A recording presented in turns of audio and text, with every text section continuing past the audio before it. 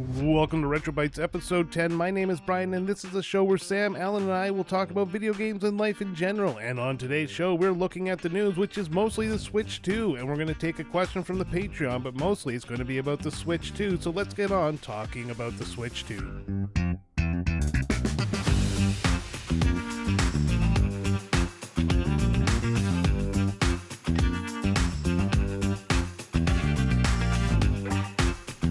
Before we get into the discussion, I must mention our social media. So if you head over to linktree/Retrotopia, that's linktr.ee/Retrotopia, you can find a link to our social media accounts, including Instagram, Twitter, Blue Sky, and of course our Discord.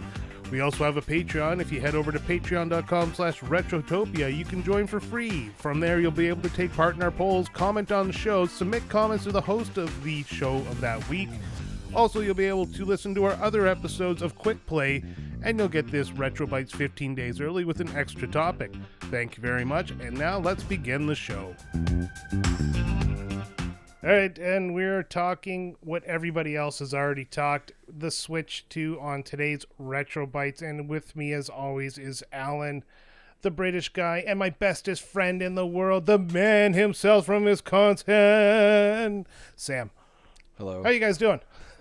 Apparently last time I wasn't good enough, so I'm going to give you the big one this time. Oh, I get the big one? I see the pecking order has changed. Oh, the pecking order changes every week. Ah, Feed damn. my ego and be on top. Oh, okay, there's an offer. Who could refuse? Yeah, feed the Canadians' ego, because Canadians, one thing we're known for is our egos. Yeah, you guys are real jerks. Yeah, seriously, especially with what's been going on between our two countries lately. We're dicks for not taking it. Right. Right. Jesus, Brian. God Can't go a damn it. week without attacking Sam for something he has no control over. Does that mean that's he okay. slid down the pecking order within the first 30 seconds of the show? Sounds like it. Awesome. I just refer to you two as 1A, 1B. Aw, But I'm definitely B. that is the sweetest thing anyone's ever called me. Sam, Actually, since you're the man of the hour, Sam, and you're the most fucking popular one in the room for some fucking reason, how you Yeah. doing? He told me to buy an F-350 to increase my penis size. How do I did. not put him at number one? Fair. It's great advice. I'm doing okay. It's been busy around here for, a lot of reasons, but just trying to, it feels like I haven't been behind the mic in a while, and that sucks, but I'm back. It's good. It's good to have a couple of these. Taking that week off really feels like a long time. It does. Yeah. And I did a guest spot over on RetroBytes, and that was fun. But it just didn't that was I want to say not last Friday, but the Friday before. It was really fun, but it just was like, man, this is the only podcast I have for like 2 weeks. Yeah. I kind of Weird, need right? I kind of need more. Yeah, it's kind of how I've been feeling there. I sit back so much. I've been itching for it, and finally classes are done, and I can get back into it. So I'm excited to. Brian, that's not what that itch is. I told you to go see the doctor. Yeah, I did go see the doctor, and he told me to take 2 penises. Yeah. Oh, you mean podcast? Okay, cool. Oh, yeah. Anyways, no, it's just school's over now. Like all the weight is lifted off me, and I can get back to just being a slovenly mess in my office during the summer, and I'm just doing this with you boys. Sounds perfect. That sounds like a great time. Where do It's I where I sign? want to be. Yeah. It is weird, though, that when you don't record for a significant amount of time, it's just like you kind of forget how to talk, which is weird. Yeah, that was me on that last week's episode of the top 10 RPGs. No. I could not keep myself into a flow. I kept stepping on my own feet the whole way through, which is kind of why I brought you in, Alan. I needed somebody with experience to guide me gently in. Did no such thing. You absolutely fucking killed it, man. Just use that voice. Just slide me in there. Just show me where to put it. You in. All right. There What you have you guys been playing in the last little while? Oh, you know what? I I decided to pick a game from the other end of my backlog, and I started playing a game called Zillion on the Sega Master System. And it's one of those that I picked it up because it was a Master System game, and I just thought, wow, it looks kind of cool. It's actually ridiculously fucking fun. Like, for all intents and purposes, it is a Metroidvania on the Master System, and I didn't think such a thing existed. And I'm really having a lot of fun with it. I'm enjoying it quite a bit. I've also been playing what was it? Bowser's Fury, because we did 3D World, Super Mario 3D World, and I decided to play Bowser's Fury, which I don't know why that game isn't talked about more. It's actually I have that game. It is a very cool game. I'm really, really enjoying it. I haven't played it yet. I was doing 3D World before I was going to play it, so maybe I'll jump back into that someday. I was actually kind of... Oh, go ahead. Sorry. No, I mean, what were you going to say? Because I think this is... I enjoy it a little bit more than 3D World. Yeah, and I was kind of hoping that Bowser's Fury ends up being kind of a prototype of like what the next 3D Mario game would be. Like, don't get me wrong, Mario Odyssey is amazing, but I kind of like that free form. Like, there are definitely like quote unquote worlds or whatever as you travel between them, but then, you know, it's kind of more free flowing than, you know, waiting to like go to the next world, or like Mario 64 where you're jumping into a painting or whatever. It's just all just kind of there. And I think that's pretty cool. It is. I mean, I guess it's a lot easier to do with the smaller scale that they had in it. But I don't know. I think I've got like, I don't know, 4 or 5 cat shines left to get, and I think I'm gonna go the distance and fully 100% it, which I've just been enjoying it quite a lot. And I'm still working my way through Silent Hill 2, but I haven't had a lot of opportunity to get on the PlayStation 5 recently. And yeah, because either Mrs. P is playing Assassin's Creed or we're playing Split Fiction together, and I am even more in love with that game than I was a week ago or whenever I last spoke about it. Well, that's good to hear. I just I need a friend who will play it with me. Oh, well, I have no friends. We should turn this into a Disney special. We can play it online. Different... Exactly. Yeah. I know. I was kind of hinting that maybe one of you should be my friend instead of spending time with your spouses. Well, right. You ranked me below Sam, you fucker. Sam is your friend now, apparently. Oh, yeah. Wait till next week. Oh, boy. What have you been playing, Sam? Man, I'm kind of between stuff right now. I finished Final Fantasy IV, which will be an upcoming episode, and I'll share all my thoughts there. I really did enjoy it. Maybe not parts of it so much, but I have my criticisms. It's not perfect, but that was a lot of fun. I got to look at my list that I have up over here. Pokemon Silver I've been spending a lot more time on because I want to kind of get through that one. I've been really enjoying that. I didn't remember it being so reliant on Gen 1 Pokemon, but I'm still enjoying it. It kind of feels comforting because it's like kind of new because I didn't play Gen 2 as much as Gen 1, but at least there's some familiar Pokemon like in there that, you know, if I'm wondering like who knows what or like which ones are strong, it's like, oh, I can always catch those Gen 1 mons that are everywhere. So it's been fun. It's more of an expansion than a true sequel, I think, because there's so much overlap. There were only 100 additional, I think 99 or 100 additional added in Gen 2. So that's been fun. I'm just trying to remember about Pokemon Silver. Is that the one? And it's been a while, but does Pokemon Silver the one that has, or is that Ruby and... Yes, it is the one that has the Pokemon. I'm thinking about which one has Whitney's gym with that fucking tank. I'm actually up to Whitney's gym, and that's why I've been grinding. Speaking of grinding RPGs, speaking of grindy RPGs, if you're looking for one, Alan, and you have Pokemon Gold or Silver, that is a great one because I've been like put TV shows on at night and just sit and play Pokemon. I've been leveling up my my group of Pokemon so that I can take on Whitney's gym, because that mill tank will just absolutely bend you over. Absolutely raw. Yep, that's the point where I'm at. Mm-hmm.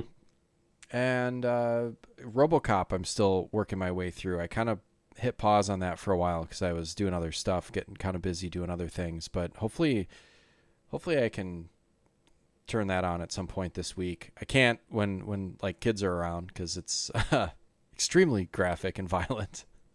But it's really cool. So I'm hoping I can finish that and move on to the next one on the PS5. And other than that, I'm just kind of free agent over here looking for something to play. But I know I got to throw in Fire Emblem on the Game Boy Advance coming up pretty soon. So that's it. Really only 2 things for me right now. But That's 2 not bad. very good things. Yeah, they're good games. Just a matter of finding time to sit down and play them. That's the big issue. Yeah. What about you, Brian? Yeah, it's kind of where I'm sitting as well. I've shelved Assassin's Creed Shadows for the time being. That game did something to piss me off, so I might end up giving it some time and then restarting it with, the knowledge I've gained of how to play it. Red Dead Redemption 2 also got shelved because of Assassin's Creed Shadows, so I might actually go back to that one sooner than later.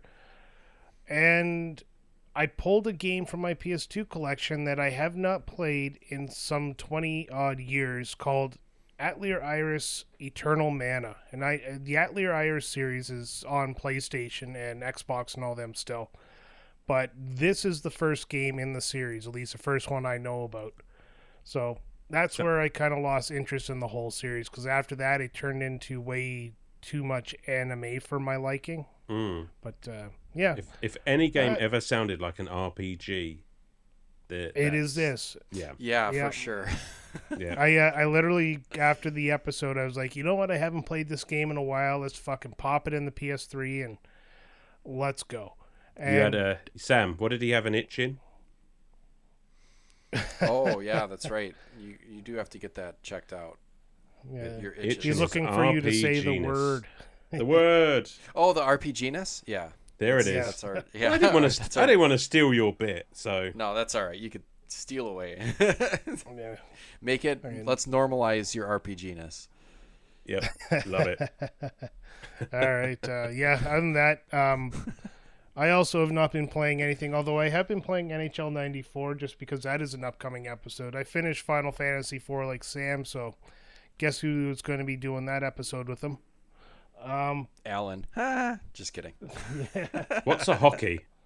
What's a hockey? Oh yeah, What's a hockey? I've been playing NHL 94 too a little bit.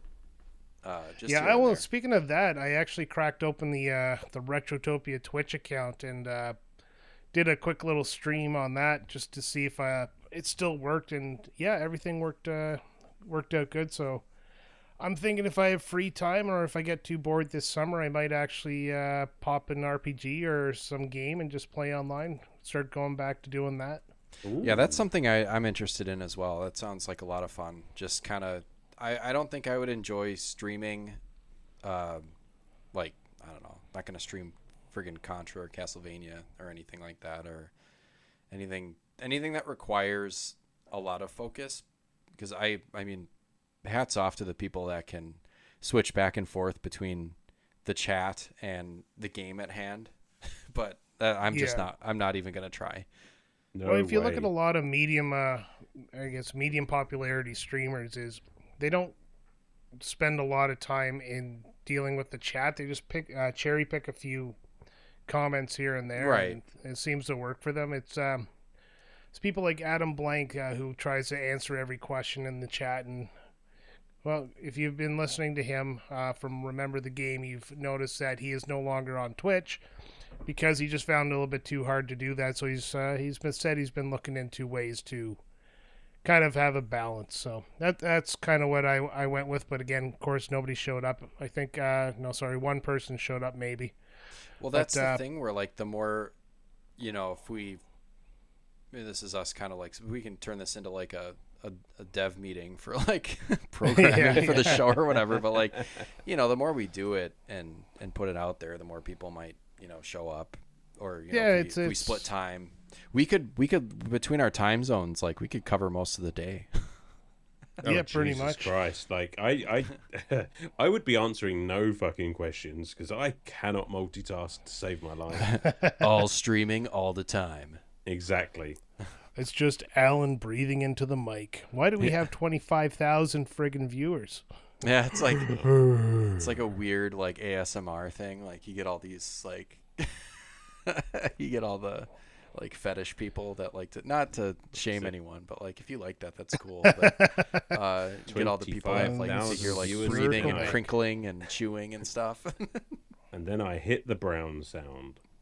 Yeah, that was really helpful. Thank you for doing that for me before. Yeah, I was constipated up until that point. All right, let's talk about the news. And yes, there's only one story, and that's the whole story that we're going to be talking about for this show, pretty much, and that is the Xbox Switch. handheld. I'm kidding. Yeah, that's sorry. basically called any non-Steam Deck handheld system that uses Windows. But sorry. yeah, Sorry I ruined that. no, that's fine. That's fine. It's only your show too. Hey-o. Anyways, no, we're talking the Switch too because it was announced on 2nd of April in a Nintendo Direct, and we figured we'd jump in on the hype like everyone else already has. So you've probably heard everything about it, but I did scour the news for up-to-date stories from between then and now, and we'll get into the different things, including some of the controversies that have happened in that time. But give you a brief overview of the system here. I have it written down. It's going to be released on the 5th of June, 2025. American price for $449 standalone, $499 bundled with Mario Kart World.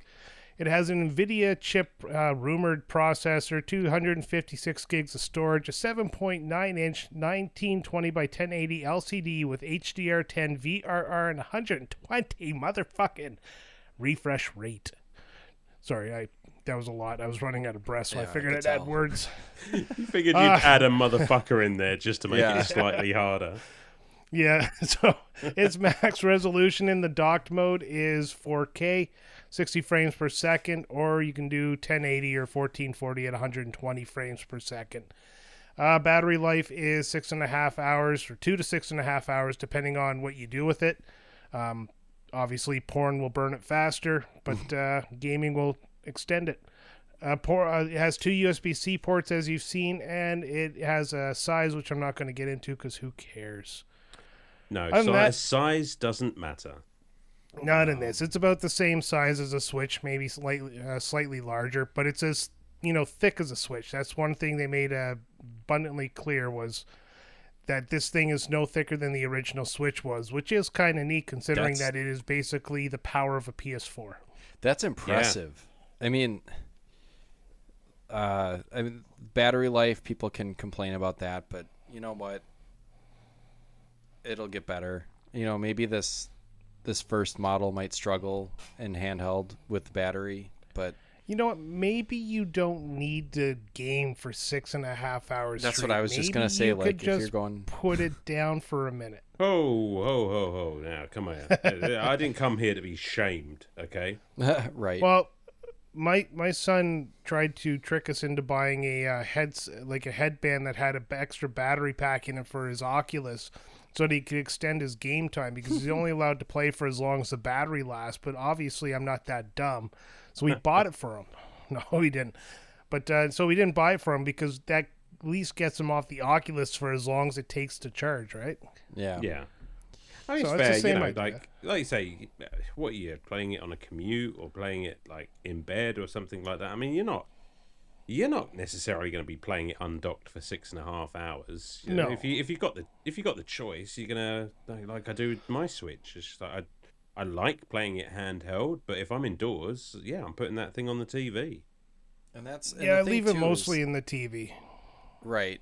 But also, if you're like, say you're traveling with it or whatever, and that's where I could see battery life maybe getting to be kind of a concern. But if you're traveling, usually you can find somewhere to plug it in for a bit, and it's really nice that they have USB-C ports on the top and bottom, and there's reasons for that. But one of the benefits of it is that you can you could choose where you plug it in to charge it, I'm assuming, because having it in handheld mode and charging it from the bottom really sucks. I hate Oh, it having does. It sucks so much. I hate having cords trail out the bottom of stuff I'm Or playing. I'm the looking at fact that you, you can't. Dreamcast. Yeah, the Right. fact that you can't actually use the stand on the back of it and charge it at the same time without an adapter, because the USB-C is on the bottom of the Switch there, so you're kind of fucked. Yeah. Nintendo ended up releasing a little stand that you put the Switch into, and I bought one because of this reason. But it actually puts the USB-C underneath it on like sideways, so you can actually charge while playing it. It's just like, there's an extra $80 out of your pocket because it's a Nintendo accessory. Right.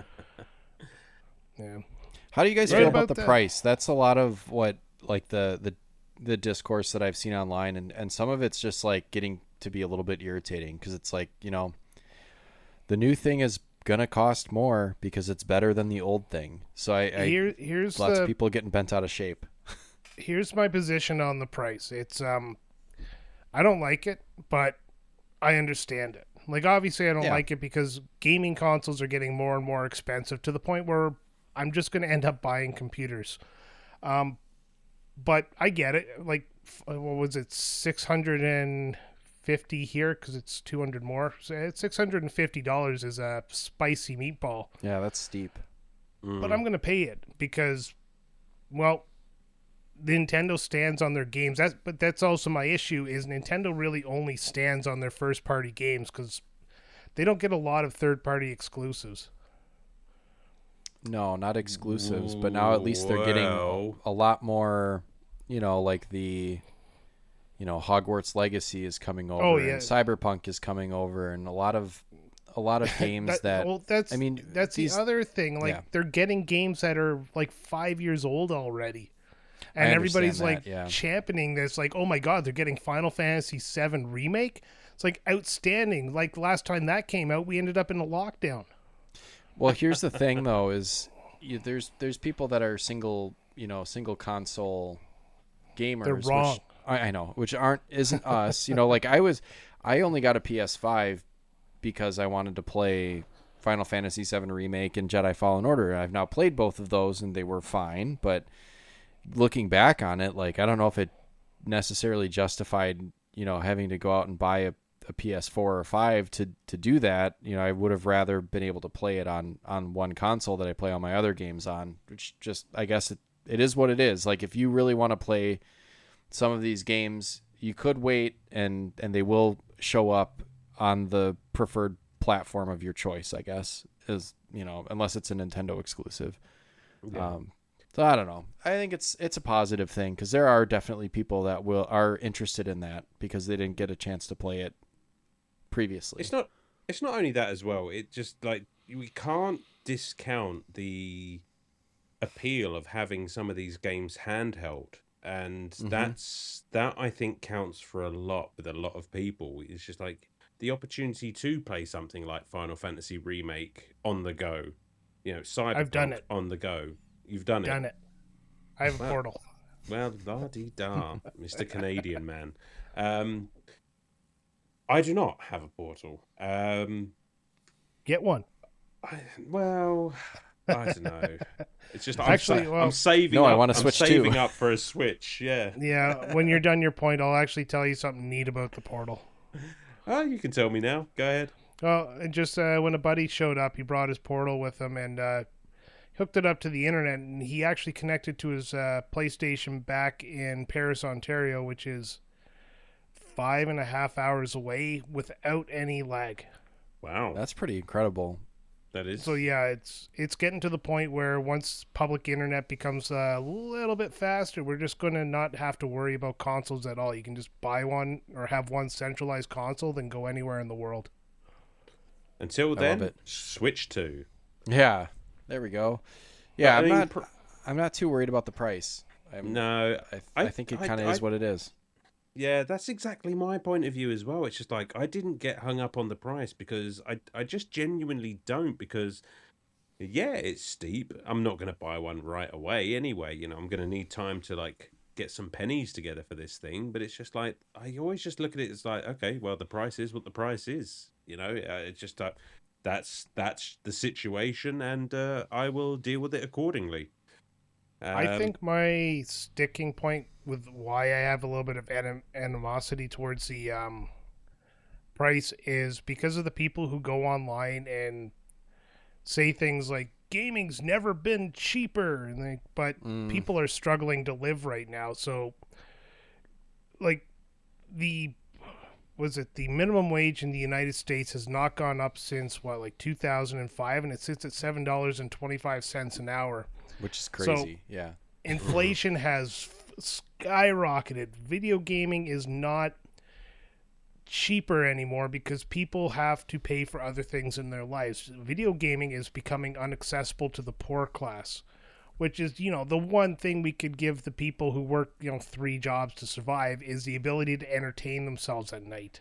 Yeah, well, not at night because they're working their 3rd job. But do you think Nintendo care? They No. do. That's why they're going to sue everybody. Exactly. It's just like, we can go back and forth on this, but at the end of the day, it's not a necessity in life. It's you know, I would argue I'm preaching to the wrong crowd, but I consider myself very privileged to have the games that I have, the consoles that I have, and what have you. But it's not.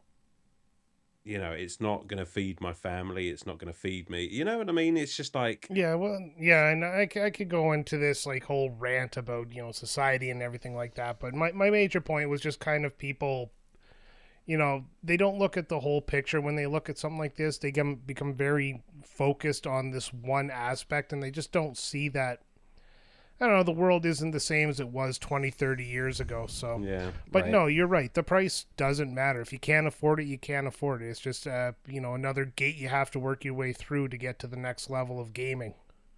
I mean, that leads me to a question because, yeah, okay, it's an expensive piece of kit, but, who here is getting one? Who's getting one right away out of you two? I'm going to put you on the spot. You know what? I was originally, I had FOMO, pretty hard when they first announced it, but we'll get into this later. When they kind of shit-canned the pre-orders on the 9th of April here in Canada, that FOMO disappeared, so I'm not even sure, I don't even know if I want to, try to rush the queue to get one anymore. I just don't feel like it's that important. I'm kind of there too, and I was like, look, this release date is I was set to have the best birthday ever. That's right before my birthday. I was like, the only thing I want is a Switch 2 for my birthday, and now I'm kind of thinking I don't know. I think the situation where the reason why the pre-orders were postponed really fucking sucks. And I will say it, and I will stand by it. And if you don't agree, that's fine. You don't have to agree. Yeah. But we have a whole section about that, so let's not get too deep into it right now. We won't do a deep dive on that. But it did cool off my excitement for it a little bit, and I'm okay with that. I have, it gave me the opportunity to sit back and look at my shelf and say, you know what, I've got a ton of stuff to play here. I've got between the backlog and things that are on collections and available on Switch Online and PS Plus, it's I could play video games nonstop until the day I die and not be able to play everything. So I'm good. Exactly. I'm okay. And that was a great question, Al. That was a great question. You're very welcome. And again, I am looking to perhaps save up for this thing, but I'm not delicate about getting this right away. I mean, there are echoes of the Joy-Con controller drift just in my brain that's telling me well, hold on, just wait a minute, just see how this thing works right out of the gate, what problems the initial line come with, and in the meantime, just save up, let them iron out those creases, and then because I am not starving for things to play. Right. No, Mr. Just bought a Saturn. Oh yeah. But you did mention you did mention the controllers. So let's move on to those because they're talking the Joy-Con too, and obviously the drift is a big one. They have the mouse-like feature. Did you guys watch the direct? Did you not, or did you guys miss it? Yeah. Yeah. So the mouse-like features, I think there's one thing that this gives me hope for, and that is for Mario Paint to be put on the Switch Online. Oh, that'd be so cool. Do you know what? I didn't Yeah. even think of that, but that they have to, Yeah. right? And I That really would You make like cannot all the not. sense. Not only that, but it opens up the possibility for either real-time strategy games to be added to the eShop, or for new Well, yeah, real-time strategy Civilization. games. Yeah. Yeah, Civilization 7 is already on the Switch now. If you put it on the Switch 2 and you add the mouse-like controls, that really, in my opinion, gives the Switch 2 the advantage as the console I'd want to actually play a game like Civilization 7 on. Hell yeah. Makes sense.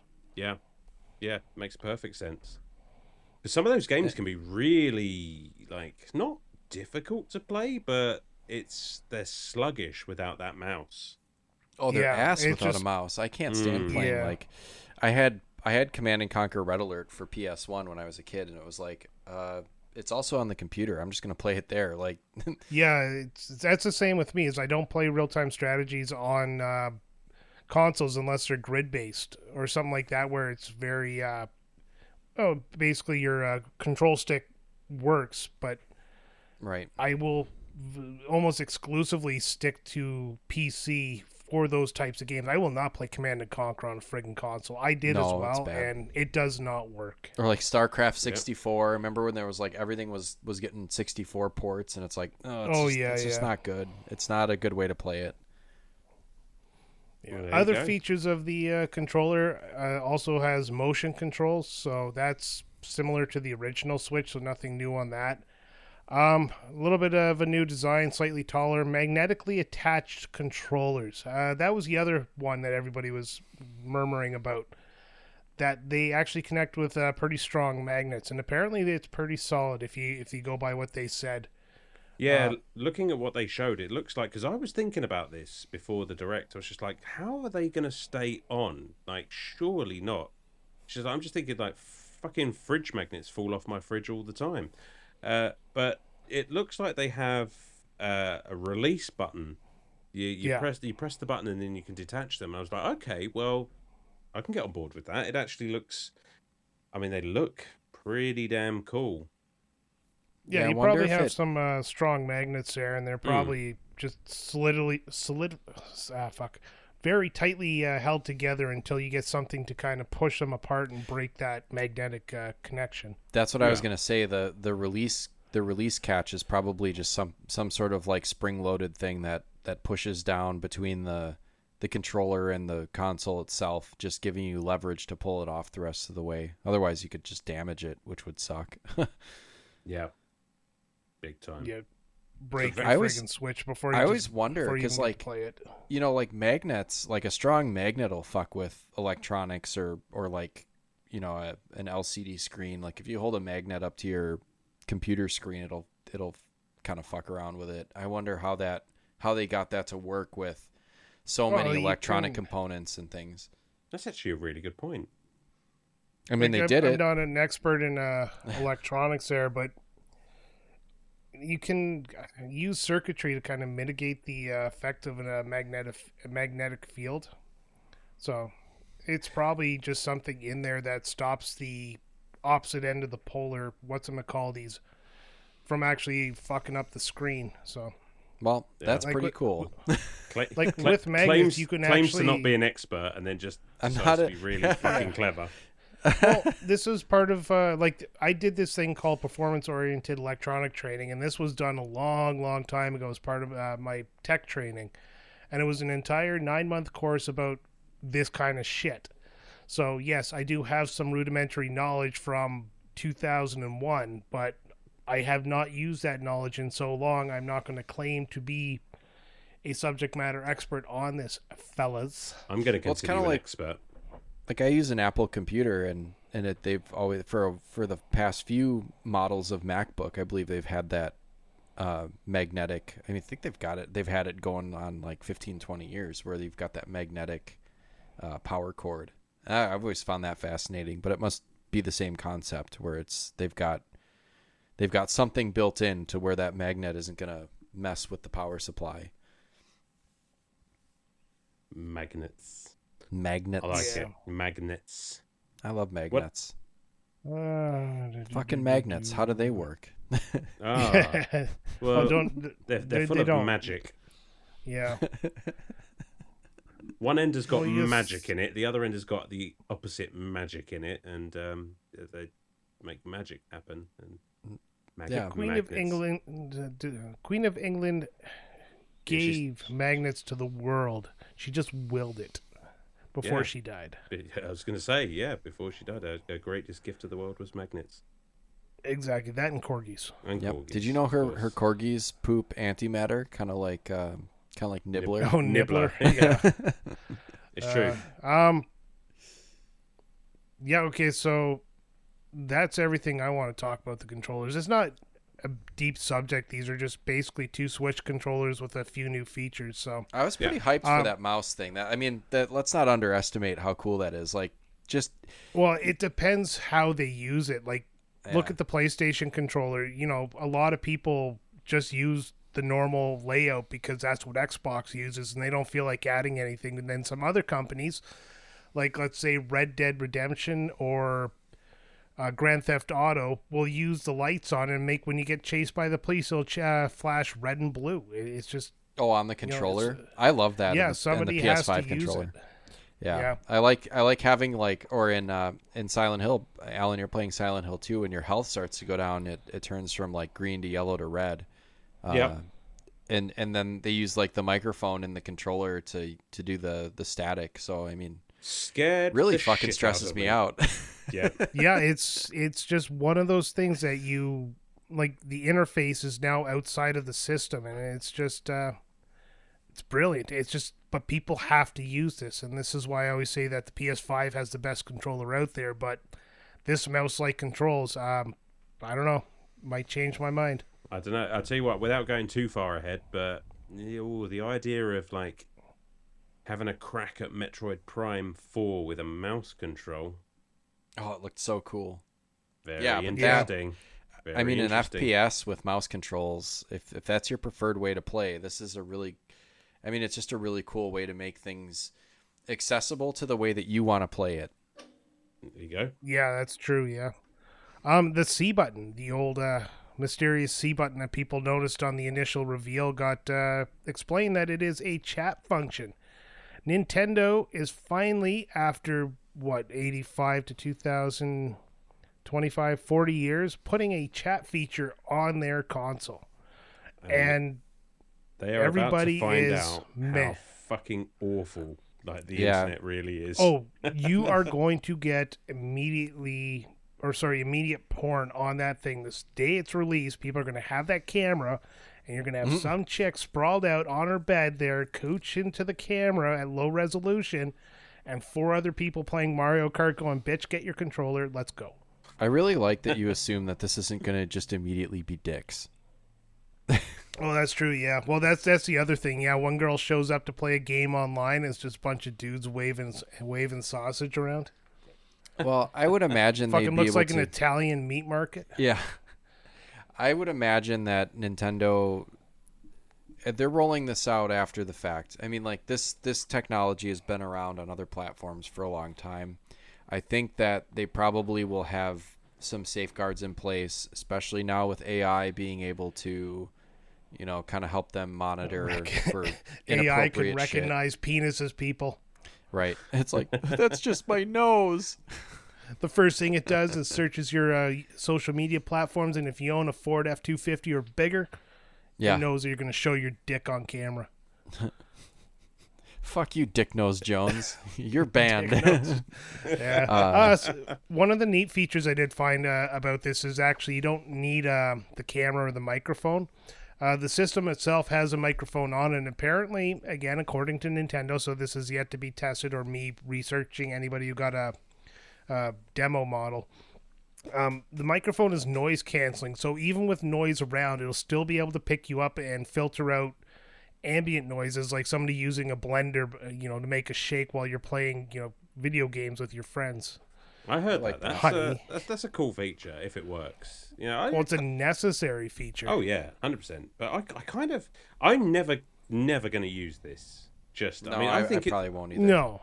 I think it's cool. I love the noise cancelling stuff. I love the fact that you have these little screens that can pop up, and you can have your faces like put into Mario Party and shit like that. I do think it's cool, even if it's something that because like I don't want to see myself on screen.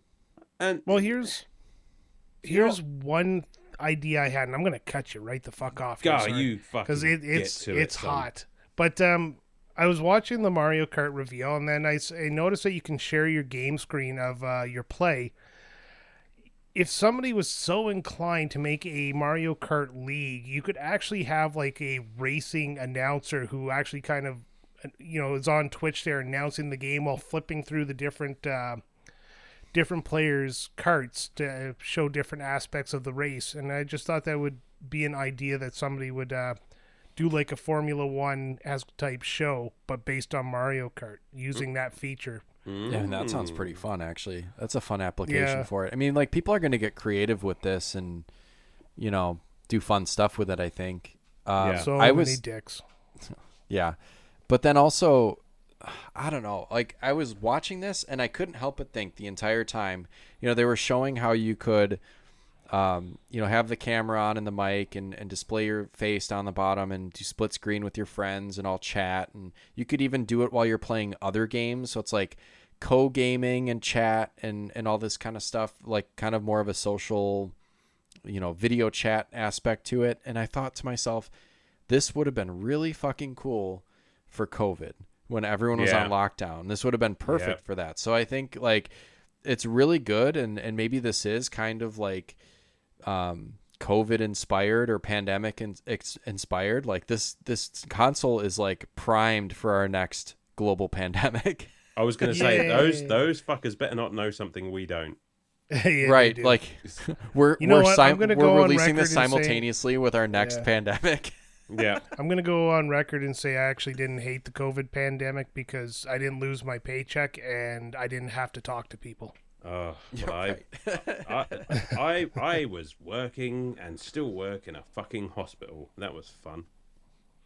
Right. But okay, so did you see memory? I'm going to cut you right the fuck off there, Brian. Yeah, I love it.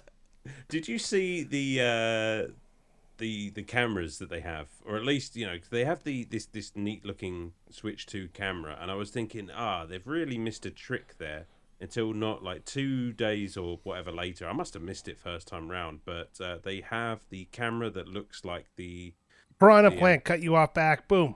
There you go. That looks cool. Yep. Like how we're cool chaos is that? Incarnate. Yes, we are. Apparently the camera in that is actually lower resolution than the standard camera. So. Oh, is it? Actually, I'm glad you cut me off there because I'd completely forgotten what the fucking thing was called. You saved my ass. Oh, was it? Oh, damn it! I helped you. That was not what my intention. But no, like no, I saw that the Piranha Plant actually is pretty cool. I thought that was really neat and maybe something they could have made the default camera. But then again, I get that not everybody wants to put up a little Piranha Plant all over their house. If you don't, go fuck yourself. You're a gamer. Yeah. No one wants a boring ass camera like you're in your bland ass living room. Get out of here. No. Just get the Piranha Plant. I have have opinions. Or Lakitu. Yes, that would be. Oh my god, that would be amazing. Oh, yeah, that would be a good one. Yeah, hang it from the ceiling. Now there's a missed opportunity. Yeah, there you go. Someone will do it. Either Nintendo will figure it out and release more, or someone will come up with one that is like a knockoff or third party, whatever. I'm actually impressed that Nintendo made the Piranha Plant one and got out in front of people who were going to do that anyways. True. Yeah. All right. Moving on to the memory. 256 gigabytes of storage. I don't know how much memory is in the Switch. If somebody can look that up, I'm too. There's like next to nothing. I never run out of room on mine, but then again, I got the SD card, which is the other thing, is you can put in a micro SD card, but you have to get one of the XC cards or Express cards. Standard Switch and Switch Lite, 32 gigabytes. OLED has 64, apparently. Obviously, both expanded. I run out immediately. Like, I think I may have gotten a an SD card for my Switch Lite finally. And before I did that, I would just like a game on there and maybe, a save file or whatever. It's like, it's out. You're out. Jeez. Yeah, I've never run out of space on any of my Switches. But you said you have the SD in there, right? Yeah, the SD card, you won't. I guess, is a must, so it must be a mandatory. But I don't even know how big those SD cards are. I mean, the SD cards are the 256 usually gigabytes. Like those are the ones that pack all the storage. Yeah, power. but I think you could have got up to 512 or maybe even a terabyte for these systems. Right, two, and the Switch, according to Google. Yeah, the Switch 2 is going to need a big old, Oh yes, a big old card to hold some of these games. Yeah, especially if you're going to get games like Cyberpunk and all that. Those games are massive to begin with. Mm-hmm. And run them in 4K. Stick a Call of Duty on there, you got like 125 gig download. Wow. Yeah, it's insane. Like these games are going to be huge. I mean, 256 is a good start, but yeah, I guess they had to go big enough that you could install anything that's out today. But at the same time, if you're installing, like I said, a Cyberpunk, you're getting one game on your Switch too, like you said, Sam. Yeah, it's not enough. It's not enough space natively. So yeah, you are gonna need a card to go in there. So kind of, I mean, it's fine because it's an option, but definitely increases the price overall. Because like if you just get the box standard, you're only gonna, and you do digital games for sure. If you do physical games, then you can get a couple of physical games. But if you want to try to download more than one game on there, it's probably not going to work. Yeah. That said, I mean, I don't know if this is true, but wasn't there something about the games being more or less just keys for the actual game itself? I was going to get into that point as we transitioned into the games, but you're right. There is the rumor that there's not going to be a lot of data on the actual cartridges, and especially with the if you get the Switch 2 edition of games like Breath of the Wild or Tears of the Kingdom, it's just going to be a quick little file and you download it. So it's but that's what they've been doing for a while now. The Metal Gear Solid collection had like Metal Gear Solid 1 on the cartridge, and the other games you had to download or some weird crap like that. Yeah, there was a download code with that one. Same with Mega Man.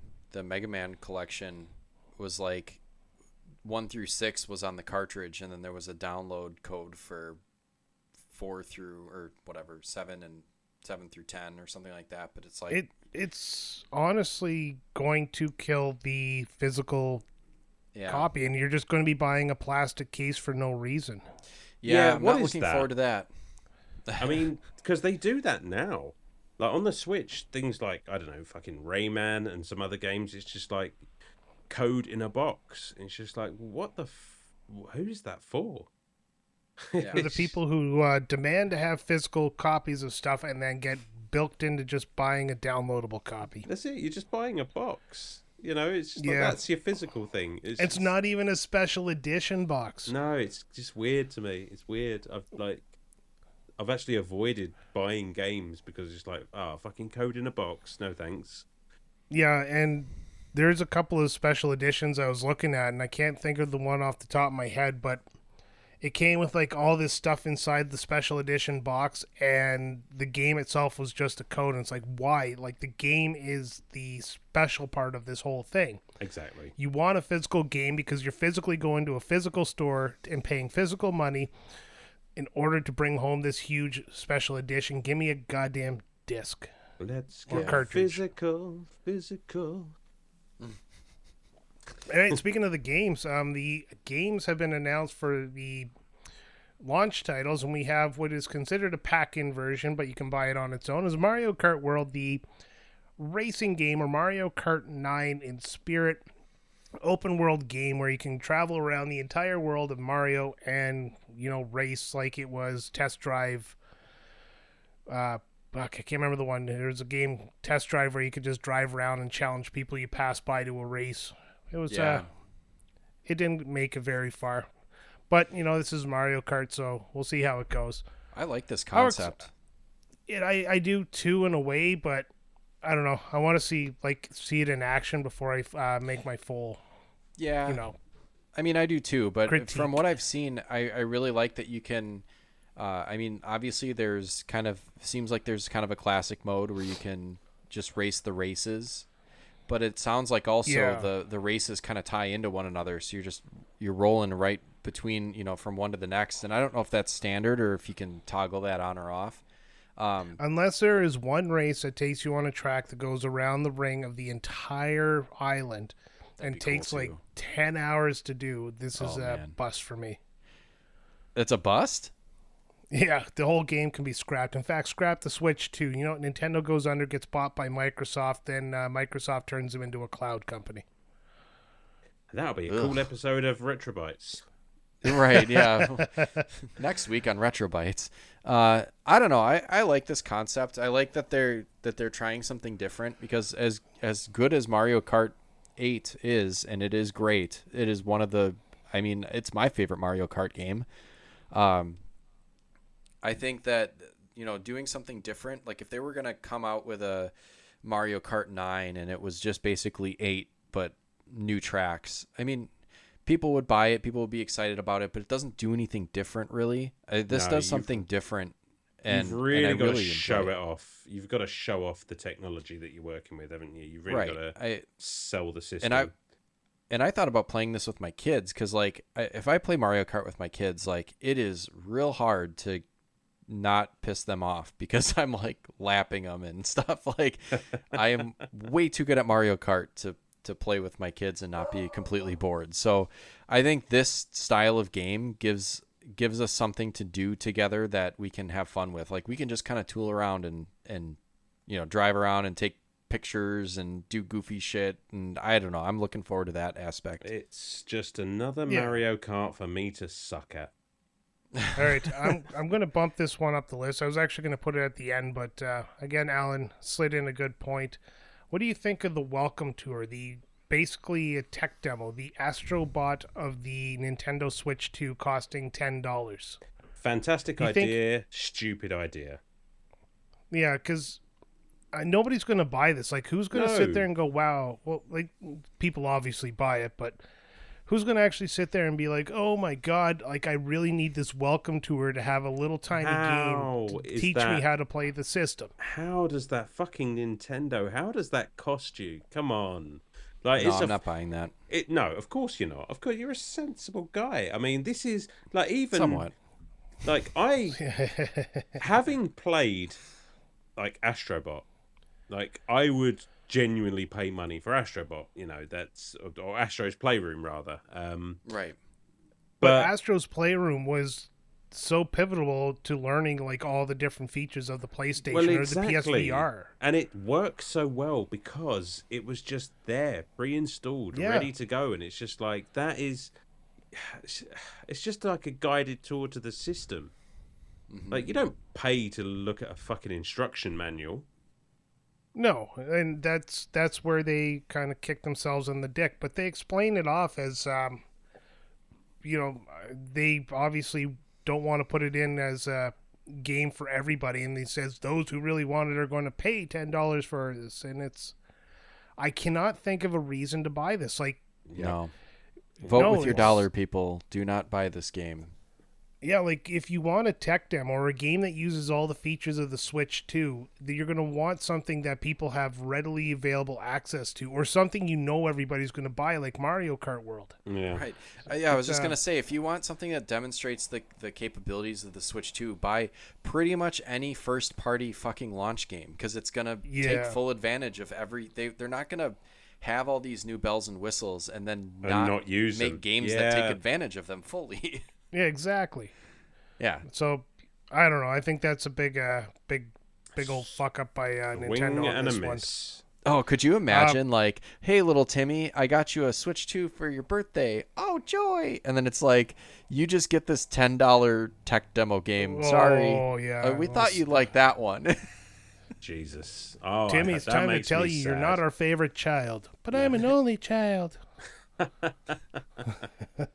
All right, next one was announced at the very end of the direct, and that is Donkey Kong Bonanza.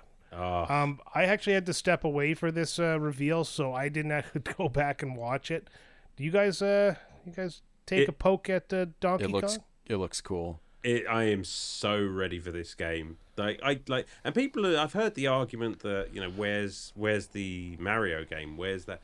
But I mean, I can't imagine this being any less joyful than just playing a Mario game because it looks like Donkey Kong Odyssey, and Yeah. like the animation, the colors, everything. It just looks gorgeous to me. This game, like I am really excited to play this one. The launch platformer doesn't need to be Mario. It just needs to be good. Like yes. The GameCube also didn't have Mario Sunshine at launch. It had Luigi's Mansion, and that game fucking rules. Exactly. I mean, how well I did don't the know. GameCube do? Fine, not the greatest, but I mean, like, you know what I mean, though. I don't know. There is precedent for there not being a Mario game at launch. And No, you don't. Yeah, exactly. I mean, you've got there Mario is a Mario Kart, game though. Exactly. and there's Mario Party, but like I'm talking about that, that prime mover, that Mario platformer, the Odyssey, the Galaxy. Well, you do need a game that people want, and they do have that with Mario Kart World. Everybody's been screaming for Mario Kart 9, even though they've been eating good with Mario Kart 8, and they got it. Mario Kart 8 is so good. And Donkey Kong is a big hitter as well. So this is a good move. Or this is a good release by them. Definitely. That gives them time to really make the next Mario 3D platform game. Plus, we haven't had a 3D Donkey Kong game. Correct me if I'm wrong. Since since Donkey Kong 64. No, you had one on the Wii, didn't you? Was it 3D? I mean, there was Donkey Kong Country Returns. I think it was 2D. Yeah, I'm was it pretty 2D? sure Okay. this is the first one and there was since Tropical 64. Freeze. Yeah. And let's not count out the fact that obviously Donkey Kong was in the Mario movie. That movie did fucking bank. So people know, even young people know who Donkey Kong is now. And I don't think it's crazy that we see like a Donkey Kong film at some point as well. I wouldn't be surprised if that gets announced. I love Donkey Kong. I mean, I'm so excited for this game. And they had aspects of it that looked like it flipped to the 2D, like the rare game style 2D platformer. So it looks like it's a mixture of both. Like it's all in. It's Donkey Kong of the Wild plus Donkey Kong Country. I mean, like it looks fantastic. Oh, it's good. Next game. This one I kind of I was excited for until I saw what the actual game name was. I thought it was going to be a DLC for Tears of the Kingdom, but it turned out to be the next Hyrule Warriors and its Age of Imprisonment, where they tell the story of Zelda's time in the past. And I want the story. I just don't like the Hyrule Warriors games. It's not my jam. Yeah. I fucking love Hyrule Warriors. I do too. I do too. No, I was like, oh, look at you fucking wish-wash there, Sam's like, No. I don't like it either. It's like, I love it too, Alan. No, I didn't. No, I didn't say I didn't like it. I just kind of went, yeah, because I know a lot of people don't like it. I know a lot of people don't like that style, but I loved it. I played Age of Calamity, and it was a lot of fun. We have sunk hundreds of hours into the two games previously, and yeah, that's going to be a hard one for me not to like have a Switch 2 for on release. I'm very excited about that. Yeah, I've not played other Dynasty Warriors games because I mean I wouldn't just buy it as Dynasty Warriors, but you put a Zelda skin on that and tell the story in the Zelda universe. I'm like, yep, sign me up. I'm in. Yeah, I think that's where I kind of lost with the Warrior series was Dynasty Warriors. I played it for a bit. It seemed like a little bit of fun, and then I just kind of fell out of love with it. I like that. I like that you can play as all the different Zelda characters. Like you could play as that giant Korok. You could do it was like you could play as the King of Hyrule. Like it was fucking badass. It was cool. Yep.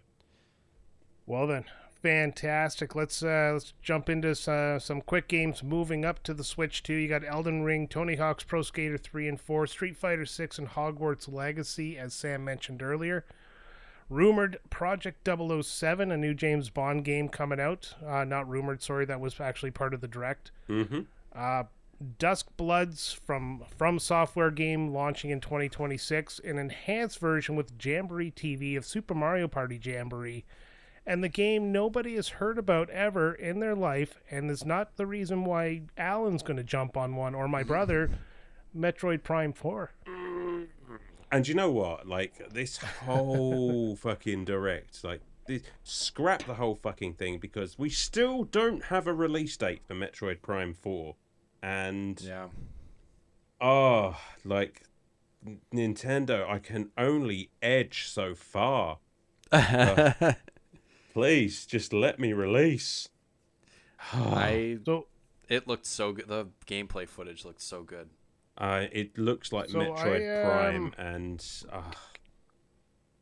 go on, Brian, because I need a minute. I said, I did a lot of looking about latest news for things that are all Switch 2 related, and one of the ones was looking up what are the confirmed launch games, and sadly I have to say that Metroid is not on that. So no, I think it's just Bonanza and Mario Kart World. Yeah, I think Metroid is going to be a Christmas game. Actually, the list of games for the launch is actually pretty big so far. You have Mario Kart World, Breath of the Wild Enhanced Edition, Tears of the Kingdom. You got the Nintendo, well, we'll get to that in a second. You have the Welcome Tour, which is a must-buy. Obviously, we've said that. Delta Ruin, which is a successor to Undertale, I think it is. I have people on my course telling me I must play that. Split Fiction, can you imagine playing that on two... Imagine playing Split Fiction on two Switches. Apparently, you only need one copy of the game for it as well.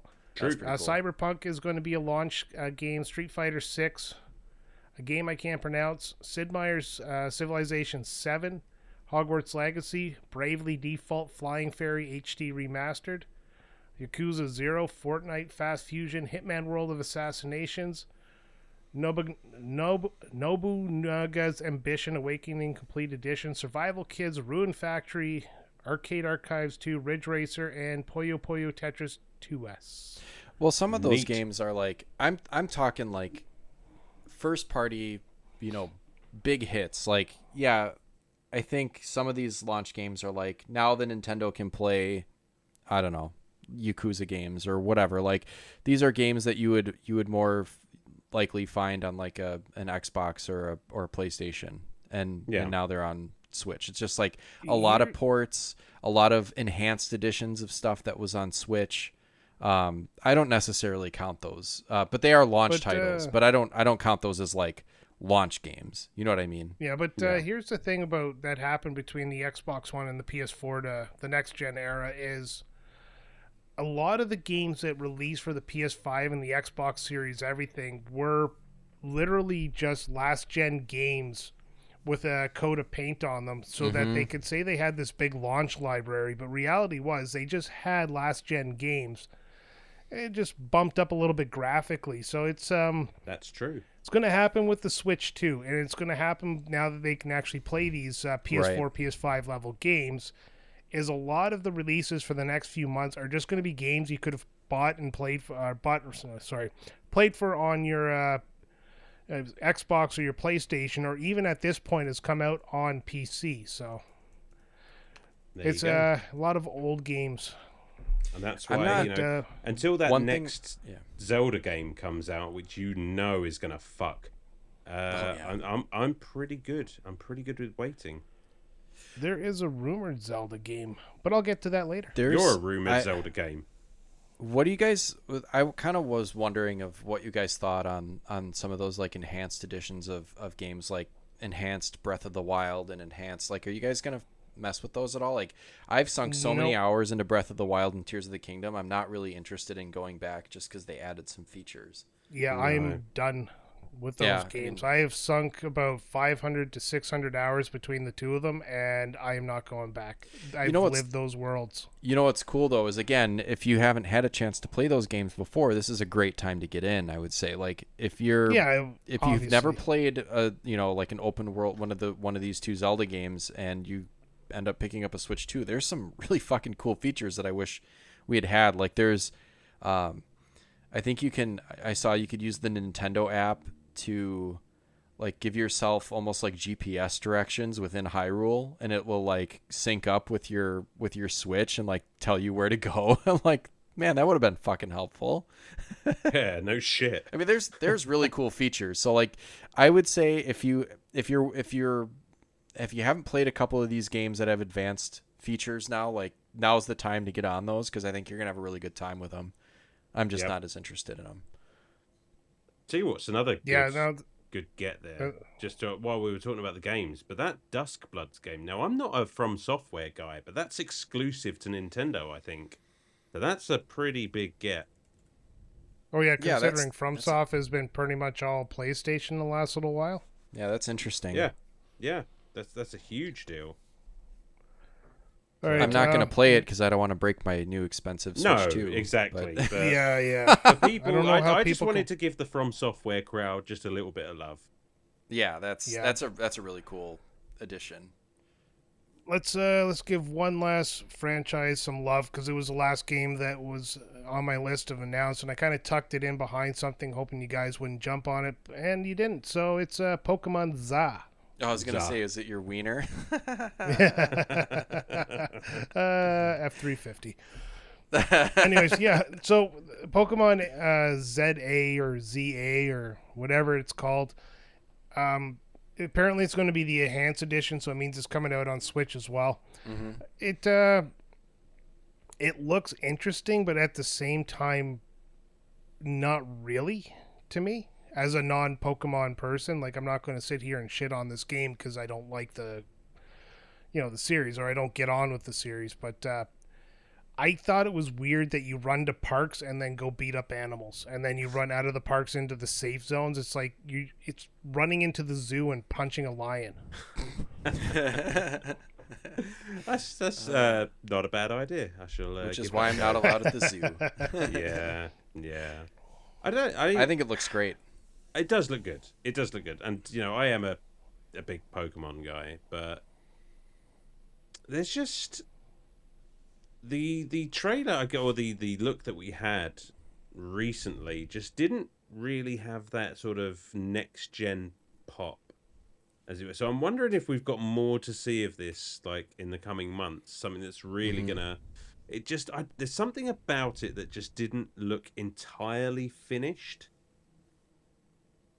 I mean, I'm hopeful because, like I say, I've loved this franchise for years, but I just we've been dying for this next-gen Pokemon game for 7 or 8 years now, and I'm kind of hoping this is it. I don't know that it necessarily will be. I think that's still in the wings. Now, as Pokemon players, taking Scarlet and Violet into account, when was the last time you really felt like a Pokemon game was a Pokemon game? Like, it felt like a Pokemon game to you guys? That's a good question, because for me, I skipped almost all of the, not even almost, I skipped all of the DS, 3DS era where there was a lot of good Pokemon to be had in those eras.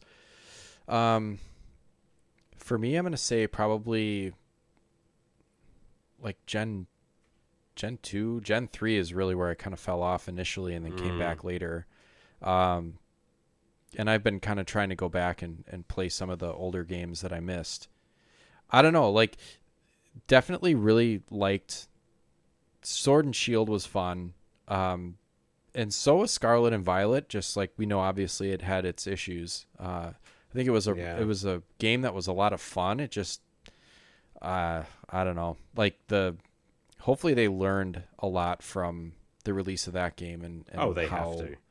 How kind of just terrible it was. I mean, the gameplay itself was fine. It just the presentation was really rough. I hope that I don't know, and I haven't played Arceus or Arceus, or I think it's Arceus. I do want to play that before I give ZA a shot, because I think they're kind of similar games, or in that kind of Legends series. But this style, like I saw some of the footage of the battle style, and like this is what like people have wanted. Like I do love my turn based, and you kind of shut your brain off and mash A through your battles, and that's fine. But this is like really dynamic, and what we kind of always imagined like a true console 3D Pokemon game could be, ever since, like watching the anime and how they're like, yelling at Pikachu to like dodge and counterattack and do all this stuff. Like this is what we imagine. This is like playing an episode of the anime. Yeah, that does look good, to be fair. I'll that's what really drew me in, and it was like, you know what, I'm really excited to see this. I hope it's good. I hope people enjoy it, and I hope it doesn't, I hope there's not a lot of old school Pokemon fans that are like, oh, this is too different, and then other people that just don't pick it up because it's Pokemon. You know what I mean? Like I hope it really fits in that sweet spot, and a lot of people enjoy it. I think it will. They've never really missed so bad that they couldn't fix it. So yeah, I'm hopeful. It's a huge. Pokemon has not diminished. No, not at all. It's people like you guys that will keep it alive forever. Damn straight. These adult children that still play Pokemon. I'm one of them. Yeah, the ones that go to the Minecraft movie and causes a ruckus because of being an adult at a movie for kids. Well, never played Minecraft. Definitely not going to go see the film. I hope that's never a crime to go see a movie that's for kids, because sometimes their movies are really cool. It's not that it's a movie for kids. It's that, you're jumping and throwing popcorn, and I don't know. You got to look on the internet for it. Ridiculous. Oh no, yeah, I saw something about that. I was like, what is this? I'm not going to throw. All right, popcorn. let's get into some of the other features here. Redesigned dock with rounded edges. Accessories include the new Joy-Con 2, the Joy-Con charging grip, switch to camera, carry case, and all that good stuff. And then there was something I found interesting, and I think this was on the Nintendo Direct before the Switch 2, was the virtual game card system that you could actually lend out games to your friends via this virtual game card. So the idea behind it, as I understand it, is your games become basically a commodity on your Switch there. And if I wanted to say give Alan a game for a week, I could do this thing where it removes access from my Switch but gives it to Alan, and it lets him play the game for a week or however long I let him play it for, and then when he's done, it immediately returns back to me. It's like lending a game without actually being close enough to touch them. And that's a shame. That is yeah, a shame. That's the only downside to this. But yeah, what do you think of that, Alan? Do you think it would be something when your youngin' gets older and she gets her own Switch, do you think you'd be lending the games? I mean, I guess. I'll be honest with you, like, even though you explained that to me like I was 5, I don't see how that works. So I'm not 100% on it either. So it's an interesting idea, and it's good old Nintendo trying something a bit wacky and out there. It'd just be very interesting to see how this works in practice. Yeah. See, lending. I remember. Go on. I was going to say, I remember we were talking about this, and one of my biggest problems with the Switch is I get a family plan for the Nintendo Online, and my wife and me can't play digital games at the same time, regardless if they're the same or different, because it's tied to my account, and I can't play 2 digital games. So this, for me, sounds like it's something that's going to be good, is we can buy all our games on one account and consolidate them on one account, and when she wants to play a game, it just gets lent to her until she's done with the game, or she can actually play the game on her Switch because she's part of the family group now. Yeah, I mean, I guess. Listen, I mean, because obviously I'm not necessarily who this is marketed at as digital gamers, but right. It's definitely a cool idea for like people who do buy their games digitally, just to be able to spread the wealth, as it were. But that's the thing, is apparently you can you can do your physical games as well, because when you put a physical game in, it downloads a little bit to your Switch to state that you own that physical game. So the same idea, from my understanding, would happen is that you lend that game to somebody. It just means you can't play it. You put the Switch cartridge in, and it just kind of says, well, no, you don't have access to this game right now because you lent it out. I think it's good for families. Like you can now buy, if you want to buy digital games, now your kids can if you've got if you're a multiple Switch household with kids or something like that, I think this is good for that. It's kind of the digital version of, hey, throw me that cartridge or whatever and plug it in and play. Hopefully it's seamless, but who knows? I guess we'll have to see it in action. And it sounded like was it only qualifying games, or is it like there's something they're testing out? I think it's going into a beta first, and then it's going to be rolled out as a part of this Switch. Probably part of the Switch 2 more than anything. I don't know. I think it's positive. I mean, this feature kind of already exists on Steam. You can share. Oh yeah, we have a family account. Yeah, you can do a lot with the Steam library, and I think this is Nintendo catching up to that. And especially if they're going the way of, making their games mostly digital or all the way digital. If this is kind of the last stand for, Nintendo having physical copies of things, then this is something that they need to get on and develop. If not for this specific generation, then they need to have something in place that for the next generation they're ready to go. Yeah, that makes sense. I can get on board with that one. It's yet to be seen how it's going to function, but I'm excited. Other features, backwards compatibility. This is one I read something about that kind of interests me, but at the same time, I think it's like a non-starter, like for a conversation. But I was reading that the Switch 2 can't actually can't actually play Switch 1 games, and everything is done through software emulation. That's interesting. It's just the hardware is good enough to emulate it, but just not good enough to just run it natively. So I can't source that, and actually didn't think about saving that website. So take it with a grain of salt. I might be wrong. Nintendo, don't sue me. So actually, I wonder if, because the original Wii had backwards compatibility with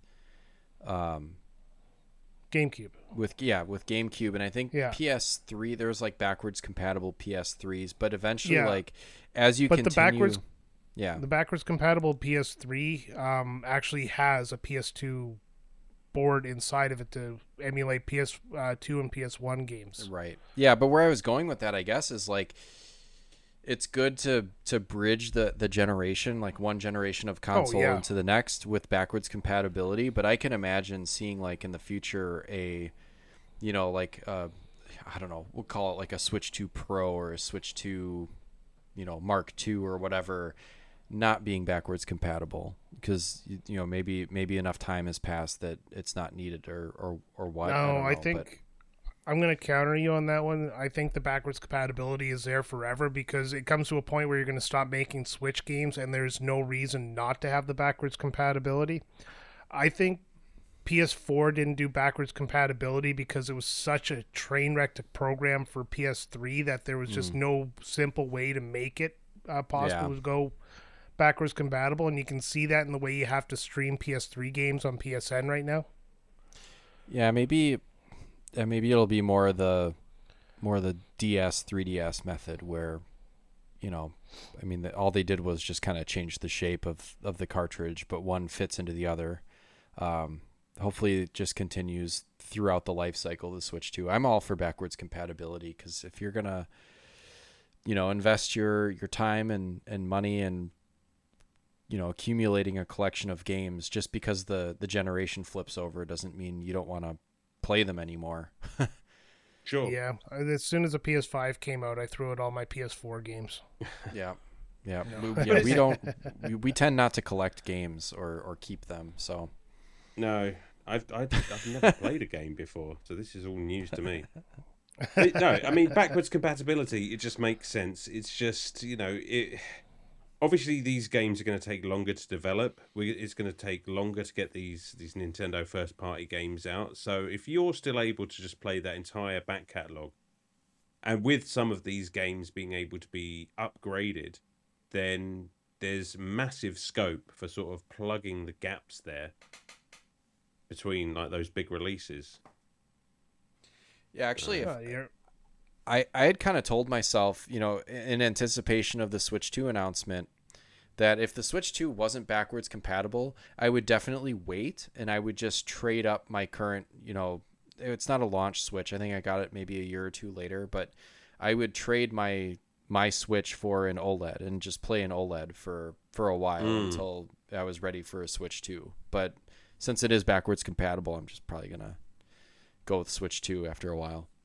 Yeah. Yeah, that makes sense. All right, so some of the other stuff I found, we are going to get into kind of the political aspect of this. We all know about the pre-order debacle where the USA was cut out of the pre-orders on the 9th of April and Canada got, hit in the crossfire with the same thing so that Americans didn't come up to Canada to snag them for, the aftermarket sales, which is the excuse I read was given.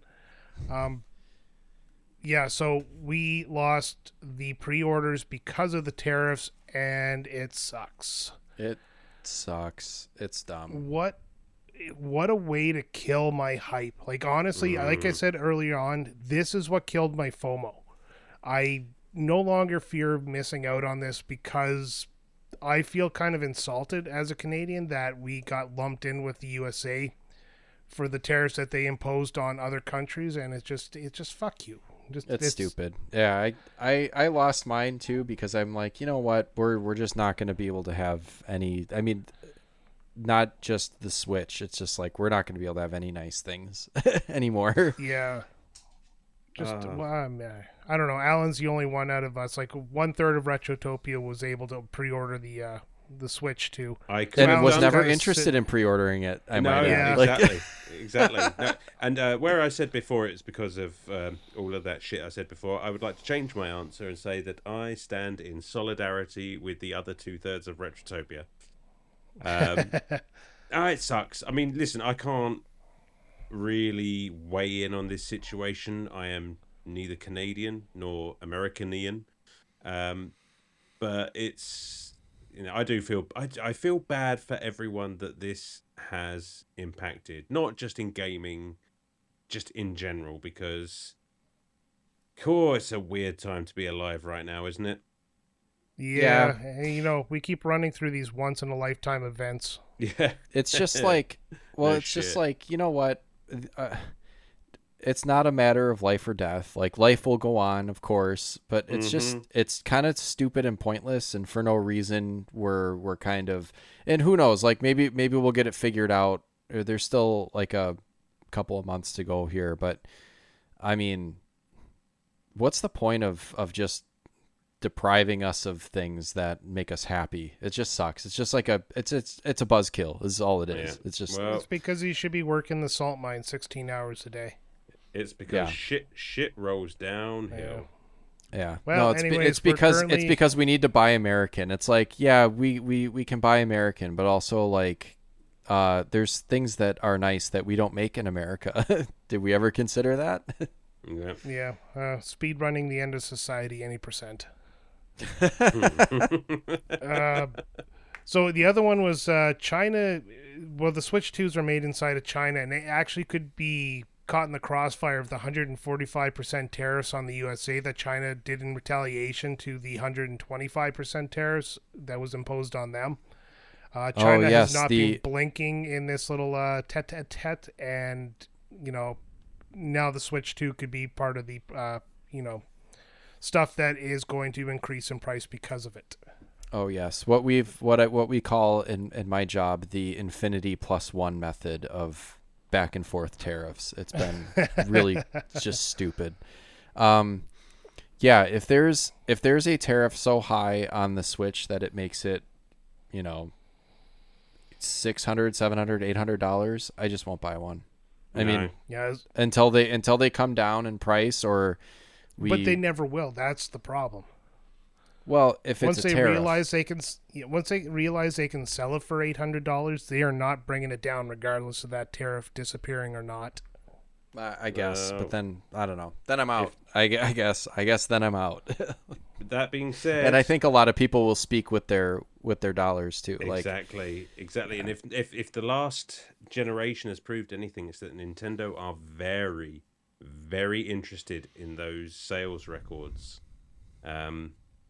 I don't think they'll want to price themselves out of that competition, because the original Switch, I don't know what the numbers are at the moment, but it's still kind of nipping at the heels of the greatest selling system of all time. So they're going to want to try and repeat that success, and you don't do that if you make it completely inaccessible to basically half of the fucking gaming population.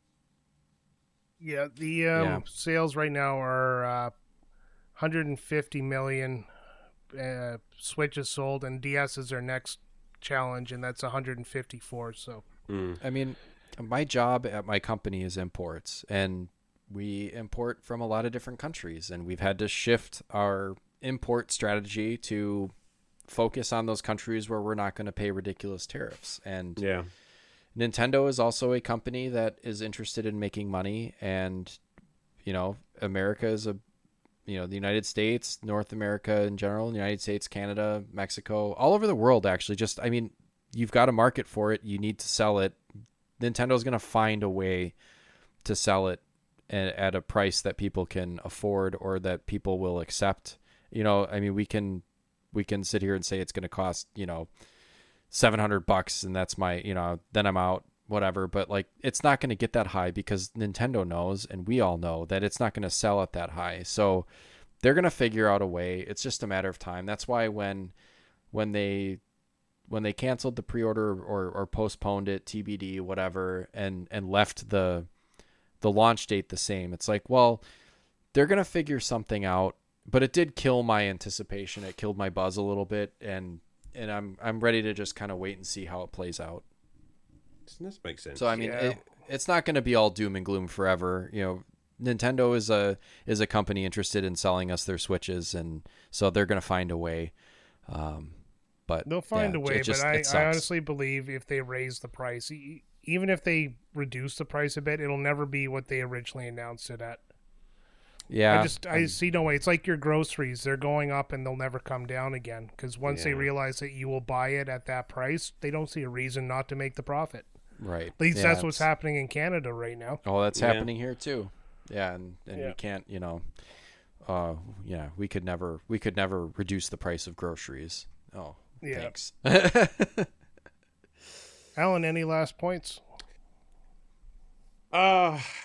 It's just it's a shitty situation to be in, but I like Sam's glassy-eyed enthusiasm for a potential fix. You're right. Nintendo are, they may do some wonky things at times, but they are one of the most successful companies out there for good reason. They know business. We'll know when we know.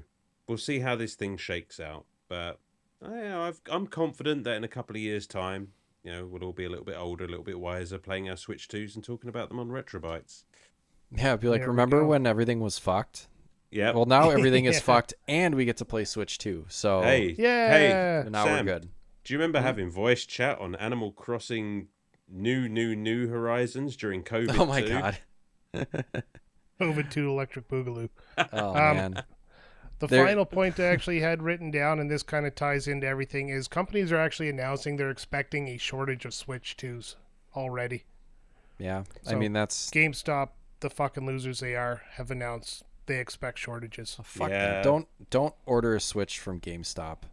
No, go through Best Buy or just don't get one. Yeah, that's your two options. That's what I'm doing. I mean, honestly, do what you want, but I think GameStop sucks. I think, where was I going with that? I don't know. This is like the PS5 all over again. I mean, there were microchip shortages, and that was kind of coming off the pandemic era when supply chains and everything was still really freaking wonky. But Yeah, the other problem with the PS5 shortages were scalpers picking them off one by one and reselling them. That too. Just wait. Don't pay a scalper for a Switch. Like eventually, no. I mean, I picked up my PS5. I have a digital only PS5. I picked it up once it became available retail, and just paid retail for it. Don't pay a scalper. Just like what we were talking about with these tariffs and potentially the Switches being short or being extremely expensive. Just wait. It'll pass. I eventually picked up a PS5, and now anytime I go to Best Buy to pick something up, you can see behind the counter they've got plenty of PS5s, all different varieties, digital only, disc drive, the Pro model, like the fucking Spider-Man one. It will regulate itself, and it will be available at some point. Fear not. I don't think we can rule out the idea that that's also a bit of a sales technique there, because Nintendo have been developing this thing for a minute. They have been holding on to this reveal for a good long while. I have to believe they've been stocking this thing up like you wouldn't fucking believe, and if you just let it out there that we're expecting a shortage, suddenly your FOMO kicks in and everyone's chomping at the bit to get their pre-orders in. So could be bullshit. Yeah, especially think about it. Like, do you care about Beanie Babies anymore? Fuck no. Like, that was another thing where intentional shortages were created to make people go fucking nuts, and everything passes. Fads are fads. I read something about the Beanie Baby, or no, it's the Funko Pop craze. That they actually had warehouses of rare Funko Pops, and then when they felt like they released enough, they'd actually destroy the Funko Pops extras so that they would never be released again to create this ultra rareness. Yeah, don't. I mean, Funkos are fine. Don't get in on fads. They're cute, whatever. They're cool to have. Like, if you like a certain thing and you got a Funko of it, but don't pay extra. In the end, it's a hunk of plastic. Yeah. I don't pay for those. No. No. Yeah. All right. So we're wrapping this one up before we quickly get into the end of the show, because we are running about an hour and a half now. Yep. I went on. I did a quick Google search, and I plucked a couple of stories, or a couple of headlines, I should say, from the internet. So I haven't vetted these. These are just things, rumors I found, and so take it with a grain of salt, and don't hold me to these. But here's 1, 2, 3, 4, 6 points I found today, right before we recorded. Rumor is they're going to have a Metroid Prime Remaster 2 and 3 coming to the NSO GameCube library, which doesn't make sense because I thought 3 was on Wii. It was, yes. Yeah, it could have been both. I wonder. Metroid Prime 3. Oh my god, we didn't even talk about the fucking GameCube. Like, that was a huge... Like, I lost my shit when they announced the GameCube on NSO. Yeah, I meant to put that at the end of the game reveals, and I forgot about it. That's fine. I'm excited about it. I can finally play the Wind Waker. It looks like they're going to have the Fire Emblem game from GameCube. Like, all these GameCube games that are locked away in GameCube and really fucking expensive right now, looks like they're going to be more accessible as long as you can get a Switch 2 and get the NSO. I miss the days when a company doing something like this would actually affect the retro physical market and would reduce prices. It doesn't. No, not anymore. Now everybody's wants a physical copy. Fuck you guys, because I was just sitting here thinking, oh, well, maybe that means that ridiculously expensive Fire Emblem game will be within my reach, because I'm a Fire Emblem guy now. And yeah. No, it's not going to get any less expensive. Well, Path of Radiance, I believe, yeah. Yeah. Looks like I'm getting a Switch too. Yeah, with the what's it called? With the Switch 2, there's a GameCube controller that's coming out. It's only for the Switch 2, and apparently you remember when Smash Brothers came out, they had the GameCube controllers for the Switch? Yeah. They won't work on the Switch 2. That's bullshit.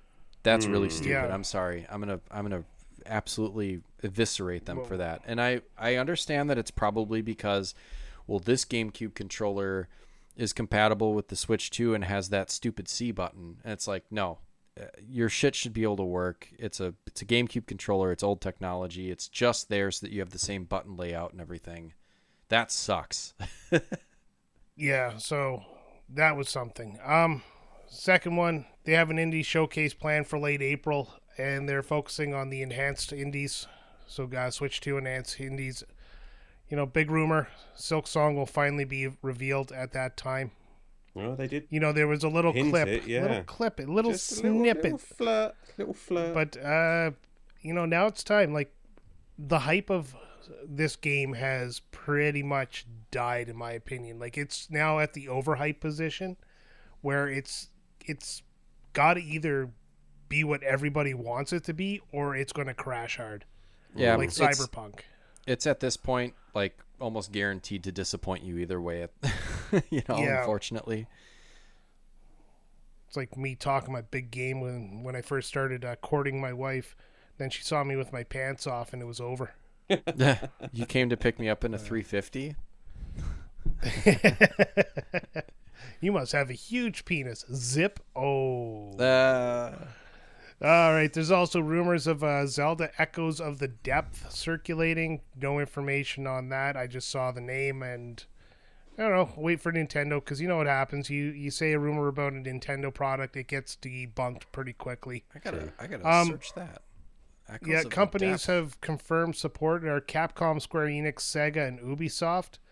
And Capcom teased a Monster Hunter 6 Switch 2 exclusive trailer. Or they teased it as supposed to come in May. And it was announced, and I found this, that USA and Canada pre-orders will happen April 21st. If you're on Patreon, you will get this episode before that day. If you're not on Patreon, then you either already got your Switch 2 pre-order, or you've passed on it because all the reasons we've mentioned. So yeah, that's everything I found today. Awesome. Well, that's good news on the pre-order. We'll just have to see how that actually plays out. So let's do this, starting with Alan, who's been a little bit quiet the last little bit because, I don't know, we've been talking a lot of Canada, U.S.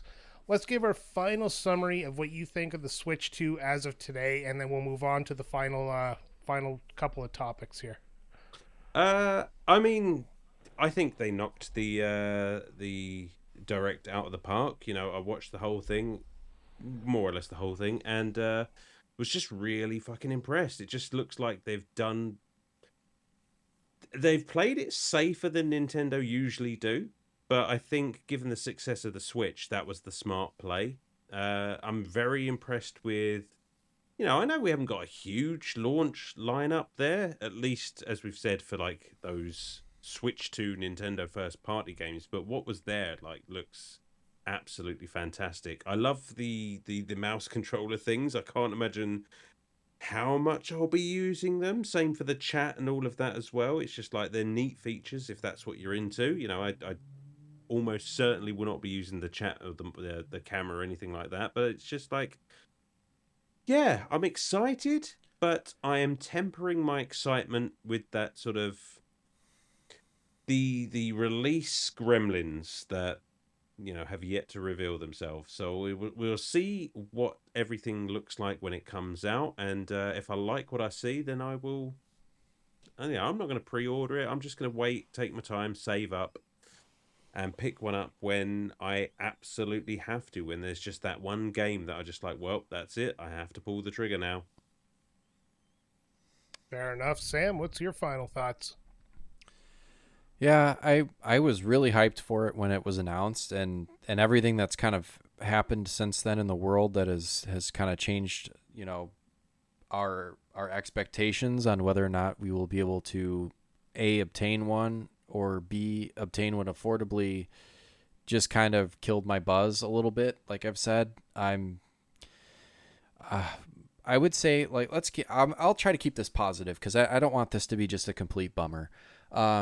I'm looking forward to, number one, the GameCube being added to the Switch Online. It was something we all anticipated, but it really is a game changer for me. That's something that I think is long overdue, and those games that were locked away on the GameCube that a lot of people didn't have a chance to play, kind of felt like Nintendo was hoarding those, like kind of like, oh, you didn't buy a GameCube when it was out, fuck you. It's like, no, those games were good. I think people have come around on a lot of nostalgia for the GameCube, and it was an underrated system with a lot of underrated games on it, and I'm looking forward to playing them. That was my number one. The Mario Kart, obviously, that Donkey Kong game looks fucking awesome. As far as features, I'm not really a huge features person. Like all the specs are great. I am intrigued by the mouse. I think there's some really cool opportunities to play your games in a different way, and or play different types of games on the Switch and make them more accessible. Hopefully we would then get some kind of retro collections of maybe some strategy games, which I would be real excited for. But other than that, I think I'm more on the wait and see camp than the get it day one camp. But we'll see what the final price ends up being and what the pre-order situation looks like. But I'm going to remain optimistic. It might take a little time to get there, but eventually I will probably get my hands on one of these and play it.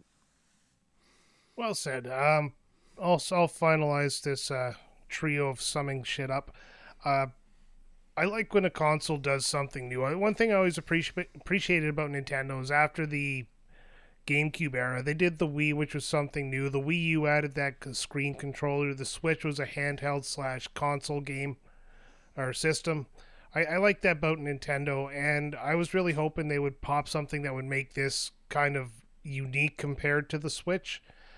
Outside of the mouse, it's not really anything other than a more powerful Switch, but you hear people screaming and saying that's all we want, and honestly, it doesn't move gaming forward if you don't. Having said that, not a deal breaker for me. I'm like you, Sam. I will wait. My FOMO's dead. They fucked up on that one. Not that they give a crap about one guy in Canada. They're going to sell out the pre-orders. Mm-hmm. But it's the games are great. I can see Mario Kart World right now being pretty much the only game I would want to jump on at launch. Donkey Kong maybe, depending on how it reviews. Other than that, no, it's just the more I look at it, the less interested I am at jumping at it right away. So I'm going to wait. Like I did with the Switch. I waited probably about 2 years before I picked up a Switch. And it might be that long for this one, depending on what kind of games come out by the end of this year. You said earlier in the episode that not having a frontline Mario game is kind of a nice thing. But for me, honestly, when the Switch released Mario Odyssey and Zelda at the same time, it was kind of like this golden age of buying a video game console for myself, because having two of my favorite franchises available right away. But I don't know, it's just, again, that's me. Specs wise, this thing is fantastic. That mouse thing is great. That chat thing, I'll probably just stick to Discord like I've been doing for the many years, and they really missed on that one by not just putting Discord integration in the system. But I guess, like you said, got to protect those kids somehow, and this gives them all the control. Yeah. That's it. That's all I can say. Fuck the tariffs. They kind of ruined everything. If the price goes up, I absolutely will not be buying this. And if the price never comes down, it's going to be a harder decision to actually decide whether I want to buy this or not. So it's that's pretty much it. That's my entire wrap up. Yeah, I was actually thinking about it, and if the main draw for me is the GameCube Online, it might actually be cheaper for me to get a GameCube controller, memory card, and whatever of those games that I want to play. As expensive as they are, a physical copy of Wind Waker or Fire Emblem might just go that route. Maybe that'll be my birthday present to myself. Yeah, well, that's instead of a Switch too. Yeah. Alan's like, I fully support this. Yep. I agree. All right, so we're gonna move on. We're not gonna do the wheel this week, this month, simply because we've been talking a lot. We've been talking for an hour and 50 minutes, 40 minutes. Nearly 2 hours. Take away the 10-minute intro. Yeah. So let's get into a question from the Patreon, then we'll end it and we'll do the Patreon topic, and then we'll call it a month. What do you guys feel about that? Sounds good to me. Alrighty. Fantastic. I was looking for reaction.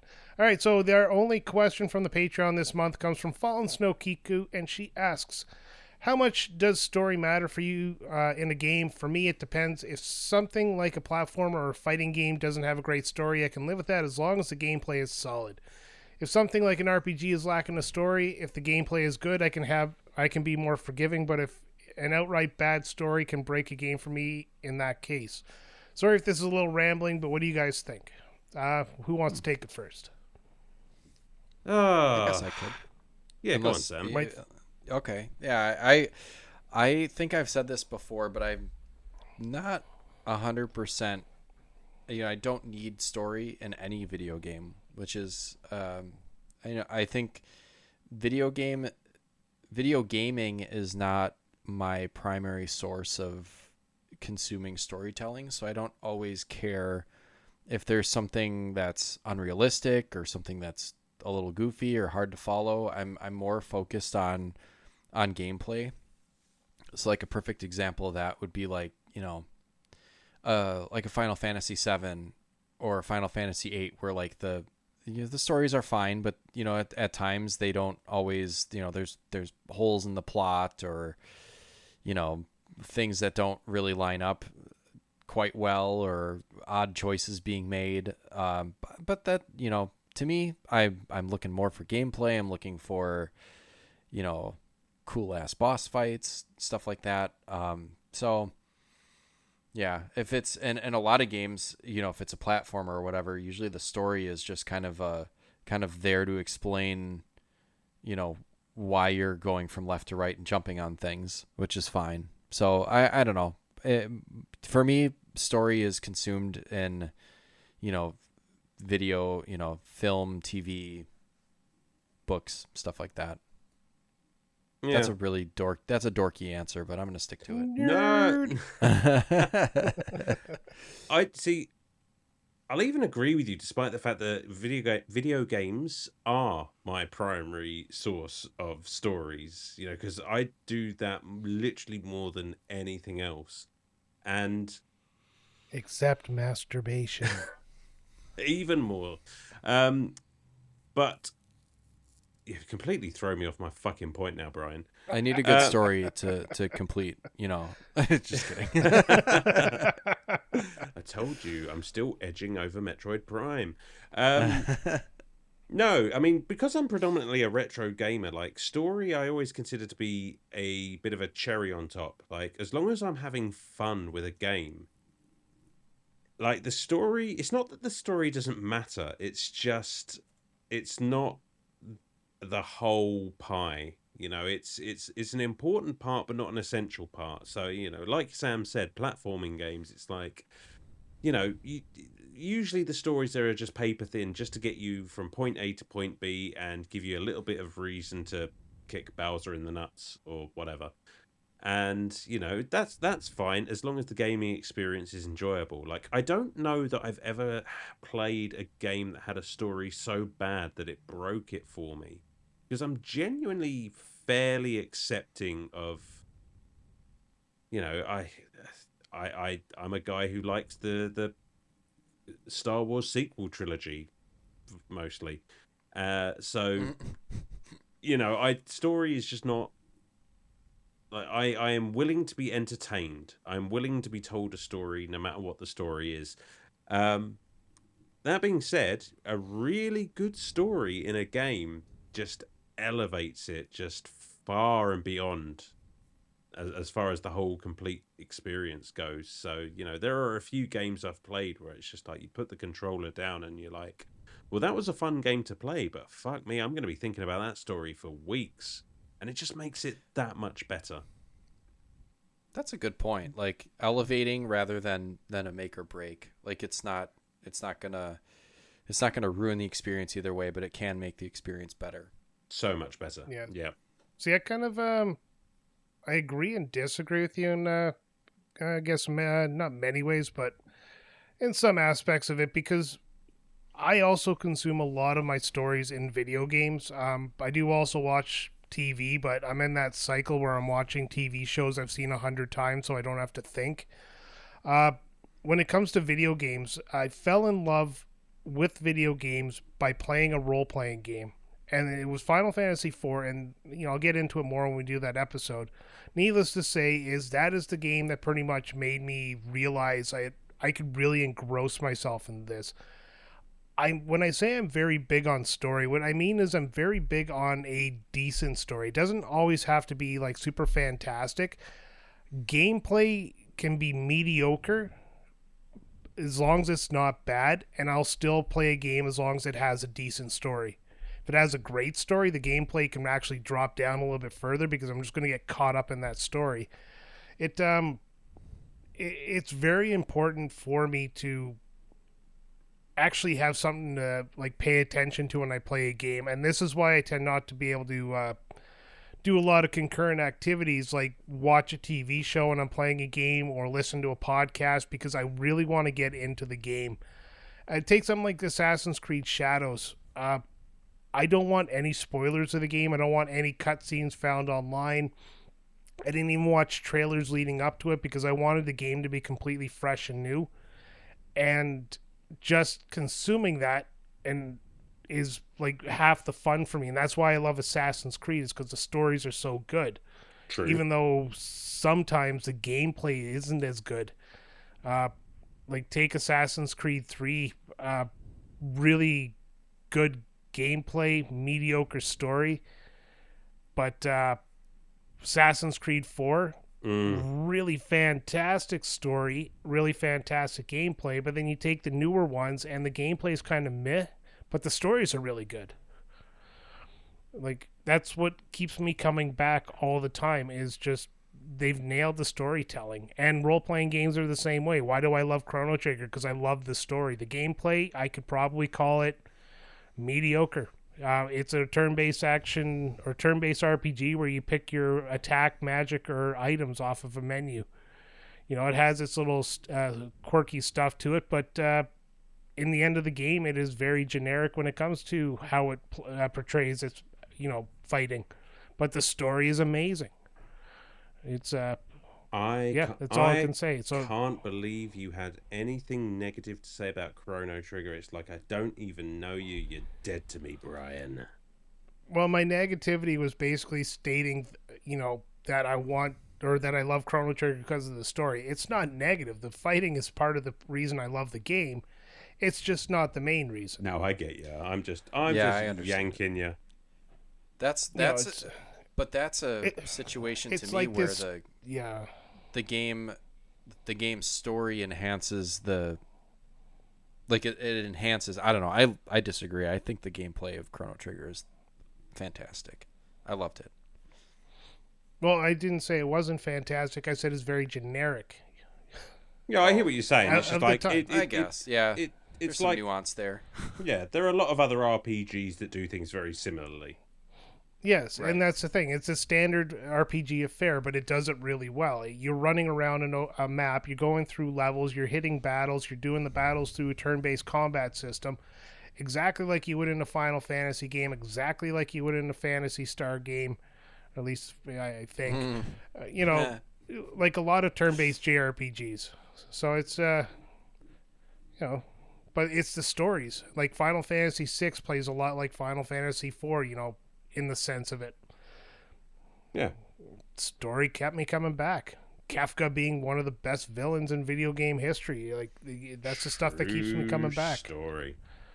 So my biggest point is a great, fantastic story can get me through repetitive or very oftenly used gameplay. It's I'm a story guy. He's a story guy. But a bad story can't save a game for its life, even if the gameplay is really fun. And I can't think of a game like that off the top of my head, but I know there's one out there where I really want to play it, but I'm just bored out of my mind. Because I find no point to it. Good points all That round. is all I have to say. I don't know. It's like 11:30 here. I am dying. Running out of steam over there. A little bit. Yeah, all right. Well, then let's wrap this up, boys. Thanks for joining me again for this month of Retro Bites. It was been fun. I guess we had more to say about the Switch than I thought we were going to, because we are cooking over 2 hours since we started talking, which might be about an hour and 50 minutes in the final cut, because we had a 10-minute little discussion beforehand. But we're going to wrap it up here. And if you want to join in on the next part, which is our Patreon topic, you can do so by heading over to patreon.com/Retrotopia, where you can join for free. Which I stole that off Bill Burr, by the way. And by joining for free, you can actually get this episode 15 days early with a bonus topic. And if you join the hero tier, like Fallen Snow Kiku, you can actually write in questions. Now, we are going to wrap up here, and if you're on the Patreon, stick around, because there's one more topic to go. Say bye, boys. Bye, boys. Bye, boys.